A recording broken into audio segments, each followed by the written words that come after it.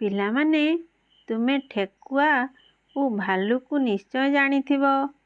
ମୁଁ ଆଜି ତୁମମାନଙ୍କୁ ଗୋଟିଏ ବଢ଼ିଆ ଗପ ଶୁଣାଇବି।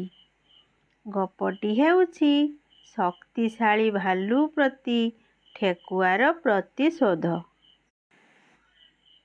ଗୋଟିଏ ଛୋଟ ଠେକୁଆ ଜଙ୍ଗଲର ଗଛ ଡାଳରେ ଗୋଟିଏ ଝୁଲଣା ଦୋଳି ତିଆରି କରିଥିଲା।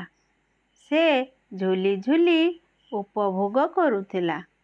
ହଠାତ୍ ଗୋଟିଏ ଈର୍ଷାଳୁ ଓ ଶକ୍ତିଶାଳୀ ଭାଲୁ ଆସିଲା ଓ ସେ ଠେକୁଆକୁ ଝୁଲଣାରୁ ଠେଲି ଦେଲା। ଠେକୁଆ ଭାଲୁକୁ ଉପଯୁକ୍ତ ଶିକ୍ଷା ଦେବାକୁ ଇଚ୍ଛା କଲା। ତେଣୁ ସେ ଜଙ୍ଗଲର ବହୁତ ମୂଷାଙ୍କୁ ତାକୁ ସାହାଯ୍ୟ କରିବାକୁ ଅନୁରୋଧ କଲା। ସଙ୍ଗେ ସଙ୍ଗେ ସେମାନେ ସାହାଯ୍ୟ କରିବାକୁ ରାଜି ହୋଇଗଲେ। ଦିନେ ସେସବୁ ମୂଷା ଗଛ ଡାଳକୁ ଗଲେ। ଯେତେବେଳେ ଭାଲୁ ଝୁଲଣରେ ଝୁଲୁଥିଲା, ସେମାନେ ଚୁପଚାପ ତାକୁ କାଟିବା ଆରମ୍ଭ କରିଦେଲେ।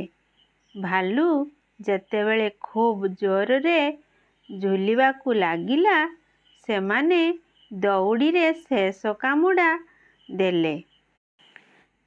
ଶେଷରେ ଝୁଲଣାଟି ଛିଡ଼ିଯାଇ ତଳେ ପଡ଼ିଲା ଓ ଭାଲୁର ହାଡ଼ ଭାଙ୍ଗିଗଲା। ଏହାପରେ ଭାଲୁ ଛୋଟ ଜୀବମାନଙ୍କୁ କେବେ ବି ପରିହାସ କଲା ନାହିଁ। ତେଣୁ ଏକ ଶକ୍ତିଶାଳୀ ଭାଲୁ ଛୋଟ ମୂଷାଙ୍କର ଏକତା ବଳର ସମ୍ମୁଖୀନ ହୋଇପାରିଲା ନାହିଁ।